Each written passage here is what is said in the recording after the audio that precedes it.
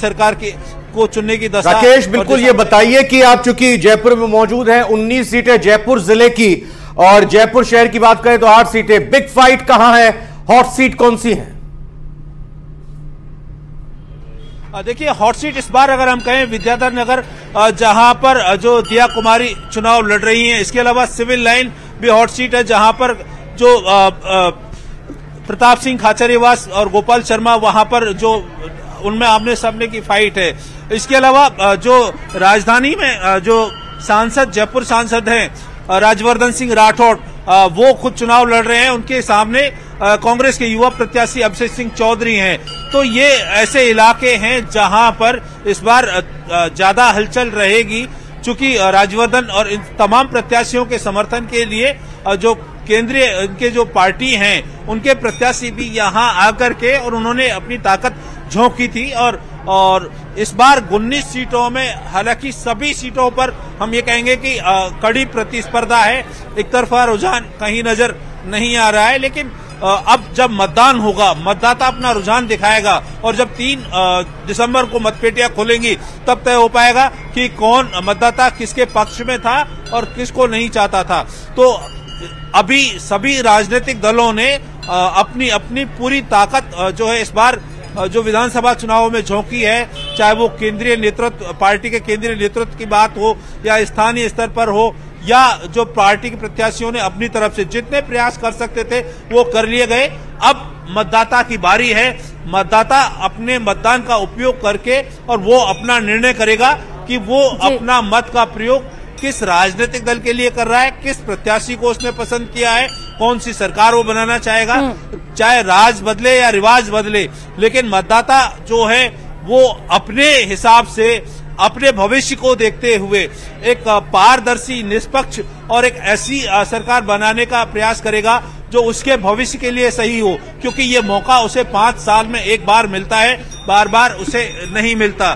तो अब मतदाता समझदार बना है, चूंकि तकनीकी का युग है, सभी तरह का प्रचार प्रसार, चाहे सोशल मीडिया हो, टीवी चैनल्स हो, अखबार हो, सब जगह किया गया है। लेकिन मतदाता अपना निर्णय अपने विवेक से करेगा और उसे किस दिशा में जाना है, किसको मतदान करना है, इन तमाम चीजों के फैसले अब मतदाता जो है तमाम जागरूक अभियानों के जरिए जान करके आगे बढ़ने की कोशिश कर रहा है।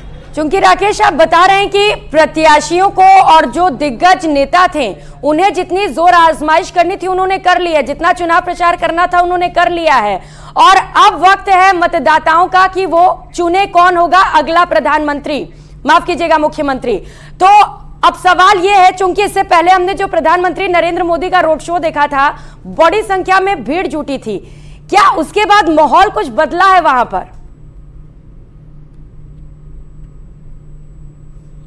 हैं, चूंकि राजनीतिक दल चाहे अपने केंद्रीय नेतृत्व के प्रत्याशी आए या स्थानीय स्तर के, तो वहां पर जिम्मेदारी दी जाती है कि ज्यादा से ज्यादा वहां पर लोगों को लाया जाए। वो लोग क्या वोट बैंक में तब्दील हो पाते हैं? अक्सर ऐसा कम देखा गया है, क्योंकि मतदाता जो है वो सभी राजनीतिक दलों के साथ है और गया भी है और उसने अपना रुझान भी दिखाया है, किसी से नकारात्मक। देखिए, अब पिंक सिटी के बाद प्रियंका जरा झीलों के शहर का भी हाल देख लेते हैं। हाँ। कपिल, ज्यादा वक्त नहीं है, बस मतदान शुरू होने वाला है। क्या तैयारी चल रही है अभी लोगों की? सड़कों पर कैसी गहमा गहमी बातचीत, चाय की थड़ियों पर आज कुछ खास हो रहा है क्या? बिल्कुल, देखिए कुछ ही समय बचा है लोकतंत्र के इस महापर्व में। अब मतदाता अपनी आहुतियां डालेंगे और अगर हम उदयपुर की बात करेंगे तो वो 21,85,314 मतदाता उदयपुर जिले के 8 विधानसभा क्षेत्रों के प्रत्याशियों के भाग्य का फैसला करेंगे।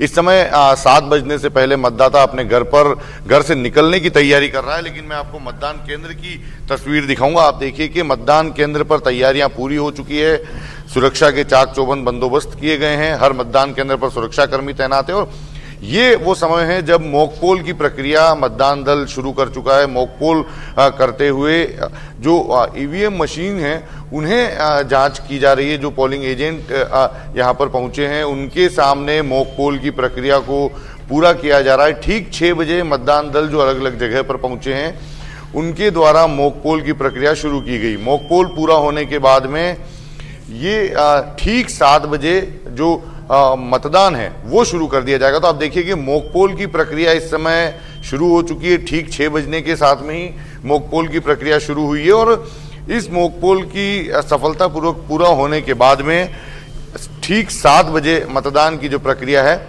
वो शुरू होगी। तो आप देखिए कि भले ही मतदाता अब घर से निकलने की तैयारी कर रहा हो, लेकिन मतदान दल पूरी तरह से तैयार। मैडम, क्या मॉक पोल की प्रक्रिया चल रही है?